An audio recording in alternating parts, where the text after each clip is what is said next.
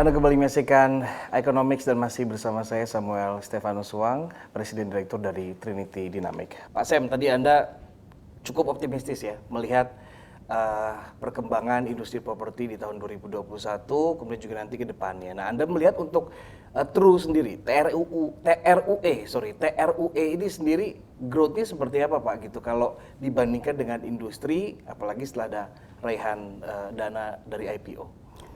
Ya, jadi untuk menjawab pertanyaan ini memang ya kondisi sekarang dengan dampak pandemi COVID ini tidak gampang sebenarnya untuk semua property developer lah. Apalagi saya sekarang juga salah satu pengurus di REI, jadi kami tahu banyak teman-teman juga yang masalah dengan likuiditas sehingga ada proyek yang terpaksa harus mangkrak, harus dipostpone, ditunda. Ada juga yang bahkan teman-teman kami yang digugat pilot ya. Jadi kondisi sekarang memang tidak gampang. Nah, oleh sebab itu dukungan dari pemerintah itu sangat penting. Ya, kenapa saya bilang sangat penting? Karena efeknya itu langsung direct. Contoh dengan program pemerintah yang memberikan subsidi 10% PPN free kepada para pembeli jikalau mereka membayar lunas pembelian unit atau apartemen atau rumah tersebut dan dibayar lunas pada akhir Agustus tahun 2021 ini, dan pihak pengembang dapat menyerah terimakan unit tersebut, mereka langsung mendapatkan diskon 10%. Dan ini cukup dahsyat ya efeknya. Dari kami secara data Januari sampai Mei tahun 2021 dibandingkan periode yang sama tahun 2020 itu ada kenaikan lebih dari 300%. Oke. Ya, jadi itu kami langsung mendapatkan dampak yang sangat positif. Langsung ya dampaknya. Yes, langsung. Oleh sebab itu ya kami ya sangat mengharapkan dari pihak pemerintah bisa extend tidak sampai Agustus saja, tetapi bisa sampai dengan akhir tahun 2021 ini. Karena ya sesuai apa yang disampaikan oleh Pak Presiden, Pak Jokowi, bahwa sektor properti ini sebenarnya harus kita jaga karena menggandeng lebih dari 174 industri yang lainnya.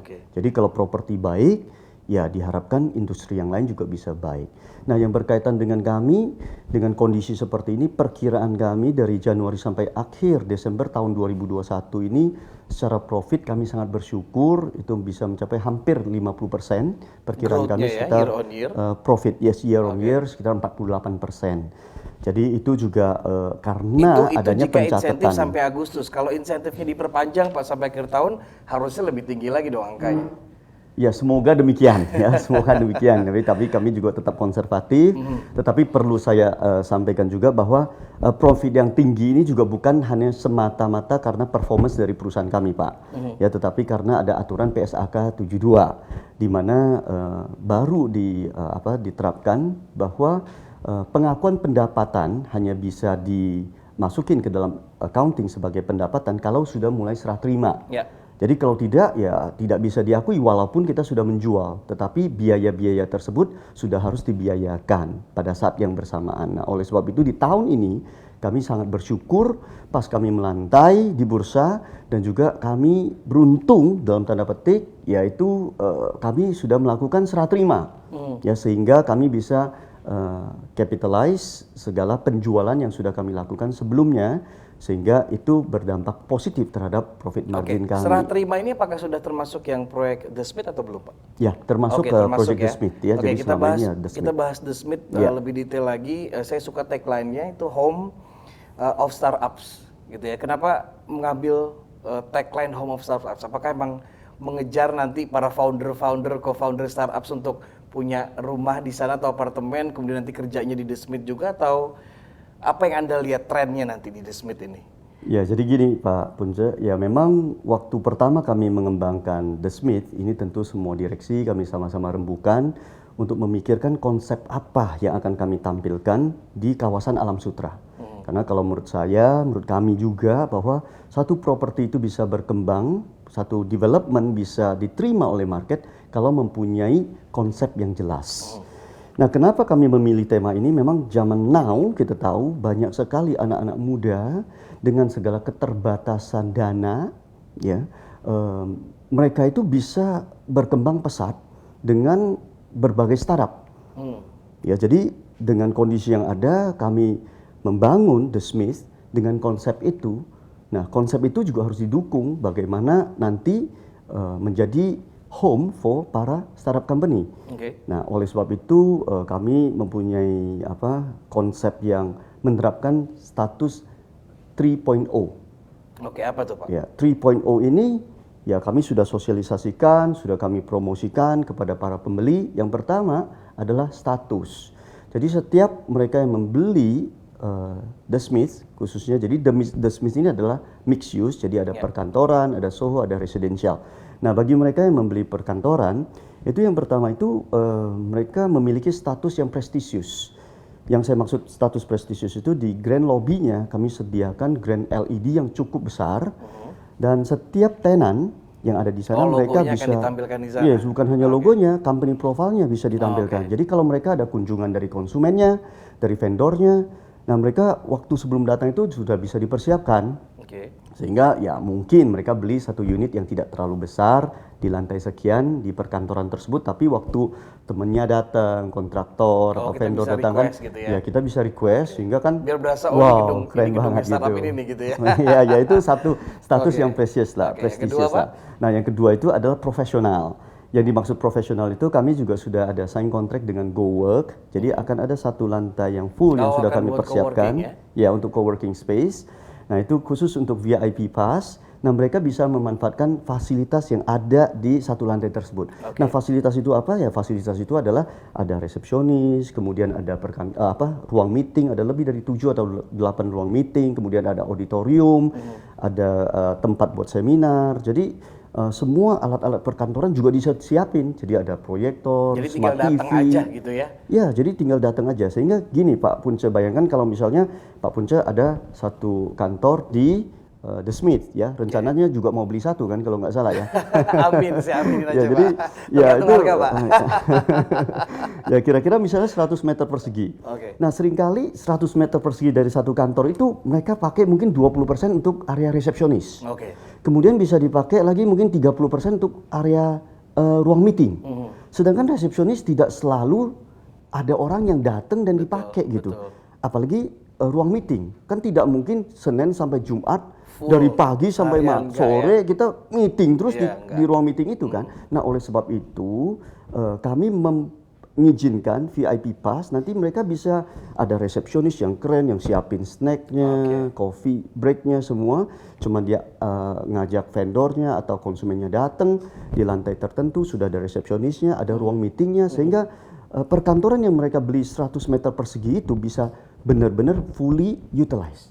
Nah, yang ketiga, very functional gitu ya, Pak, functional. ya? Karena selama ini banyak waste di space karena mereka habis tempatnya di ruang meeting dan juga resepsionis.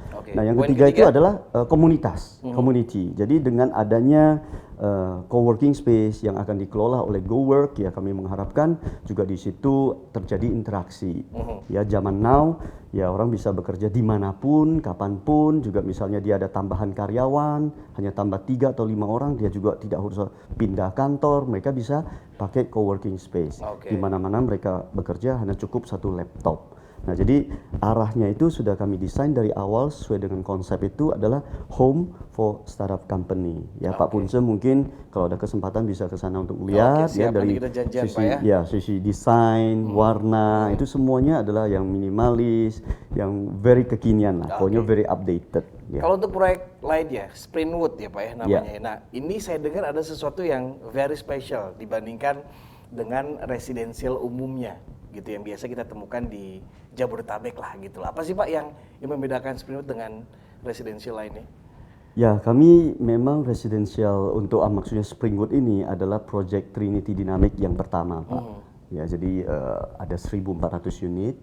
Kelasnya itu adalah kelas medium sebenarnya. Waktu pertama kami jual satu unit studio itu kira-kira di harga 300 juta. Jadi sebenarnya ya kelas medium. Nah, tetapi dengan berjalannya waktu kami melihat ya this is the first project, we want to make it really special, we want to make it very unique. Jadi ya para dukungan dari para komisaris dan juga seluruh jajaran direksi, kita benar-benar mau make it luxurious. But jadi affordable. Harganya murah tapi feel-nya tetap feel mahal gitu ya, feel luxurious gitu ya. Ya, bukan hanya feel Pak, tetapi benar-benar fakta. Contoh misalnya marmer yang kami gunakan untuk lobbynya itu seluruhnya itu marmer dari luar negeri, bukan yang dalam negeri tidak baik, tetapi kan persepsi orang masih Iya. marmer yang luar negeri lebih Marmer baik Itali dari apalagi, Pak, ya. ya dari apa Fagetti ya. Nah, kemudian juga yang mendesain interiornya kami pakai salah satu yang ternama di Indonesia dari Pak Alex Bayu ya. Kemudian juga liftnya kami menggunakan salah satu yang terbaik dari Mitsubishi. Kemudian juga semua kaca frame, kemudian juga kaca frame dan juga untuk jendela dan lain sebagainya itu menggunakan YKKAP ya, YKKAP dari Jepang. Nah, jadi itu semua kami lakukan upgrade. Jadi kenapa make it special? Karena dengan spending 300 jutaan waktu itu mereka bisa menikmati lobby yang tidak kalah mewahnya dengan hotel bintang 5. Yaitu adalah tagline yang kami sampaikan kepada para konsumen kami waktu kami jualan, Pak. Dan kami sangat bersyukur dalam waktu 1 tahun, belum 1 tahun, 1.400 unit semua sold out waktu itu. Waktu itu masih bisa inden, jadi kami belum bangun sama sekali, Pak.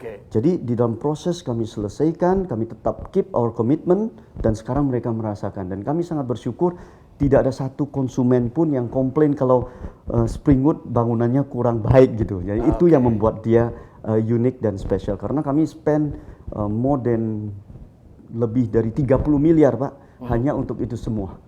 Ya, supaya konsumen yang tinggal di sana benar-benar merasa nyaman, benar-benar merasakan luxury. Tanpa harus ngecek dompet yang dalam gitu, Pak, ya. Oh iya, tapi udah dapetin itu ya semua ya. Iya, dan juga gymnya juga cukup luas ya. Semua mereknya kami pakai yang Live Fitness. Terus aja poolnya juga Infinity Swimming sama Pool. hotel bintang 5 intinya. Ya, kira-kira seperti itu. Jadi itu yang membuat Springwood berbeda dengan yang lain.